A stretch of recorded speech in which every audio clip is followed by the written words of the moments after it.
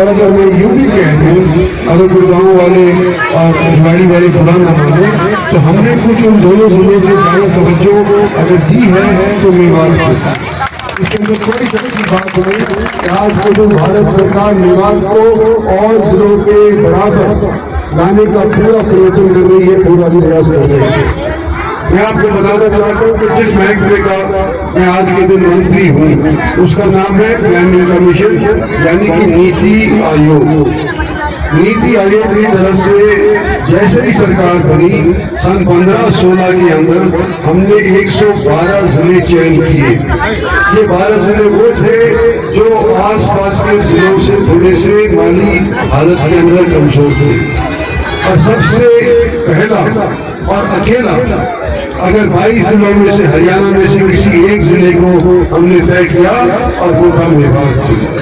इस मेवात जिले के अंदर भारत सरकार की तरफ से ही नहीं बल्कि अनेक जितनी भी हमारी योजनाएं हरियाणा सरकार की है वो भी यहाँ पर हमने घूम करके एक जगह के ऊपर लाने का प्रयास किया। तो आपने देखा होगा, अपनी निगाहों के सामने देखा होगा कि किस तरह से पानी की स्कीम हमने यहाँ पे तय करी है। 250 करोड़ से अधिक पैसे लगा करके रैनी वेल स्कीम हमने यहाँ पर भोजपुर जिला के अंदर लागू करी। 305 करोड़ रुपए की रैनी वेल स्कीम आज के दिन हम ग्रुप के अंदर आज के दिन लागू करने वाले हैं। आचार संहिता लग गई नहीं तो उसके भी काम हो जाता शुरू। 305 करोड़ रुपया लग करके वो मंजूर हो चुकी है। आज हम ये कहते हैं आपसे कि आने वाले समय के अंदर आपके यहाँ रेल लाइन भी तय करवाएंगे, रेल लाइन भी बिछाएंगे।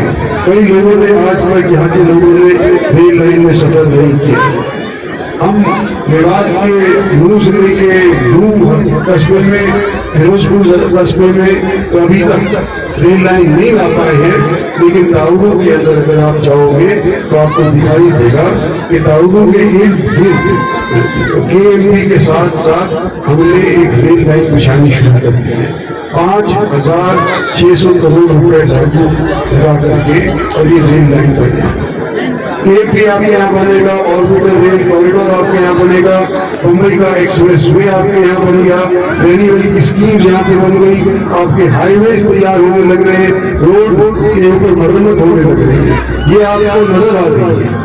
और ये जो काम हमने आपके यहाँ किए हैं इसको अधूरा समझते हुए 10 साल में से 3 साल कोविड के नष्ट होने की वजह से जो काम अधूरे रह गए हैं उन काम को अगले 5 साल के अंदर हम पूरा कराना चाहते हैं और इस चीज के लिए आप लोगों का सहयोग लेने आए हैं।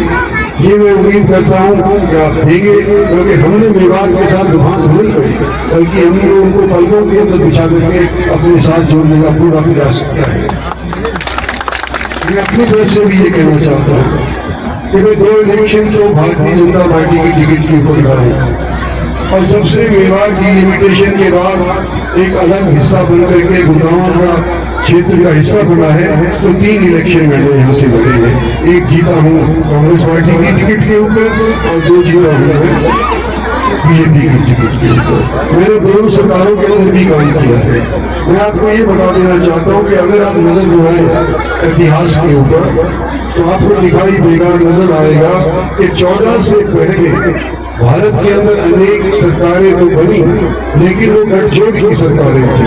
कुल मिलाकर के किसी भी पार्टी को एक मेजॉरिटी वाली सरकार देश की जनता ने नहीं की थी और उस वजह से जो डेवलपमेंट के कार्य तेजी से तेज रफ्तार से चलने चाहिए थे वो अधूरे रह जाते थे या बीच के अंदर चढ़ाए जाया करते थे।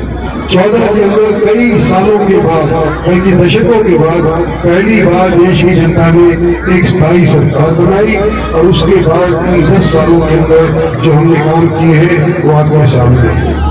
मैं ये भी कहना चाहता हूँ कि मैं जब आपसे वोट मांगता हूँ मैं मूल रूप से यहाँ का हरियाणा का निवासी हर बार आपसे मैं उम्मीद करता हूँ, हर बार मेरी उम्मीद के ऊपर पानी फिर जाता है। इस बार मैं चाहता हूँ कि आप लोग मेरी उम्मीद को उम्मीद जमा करें। और जो हमारे प्रतिद्वंदी है, हमारे जो प्रतिद्वंदी है उसके बारे में मैं इतना ही कहना चाहता हूँ कि वो कहते हैं कि नहीं मैं मेवात के अंदर आगे के एक घर बना, मेरे को मौका दो। वो 5 इलेक्शन लड़ चुके, एक इलेक्शन लड़े हैं आगरा से,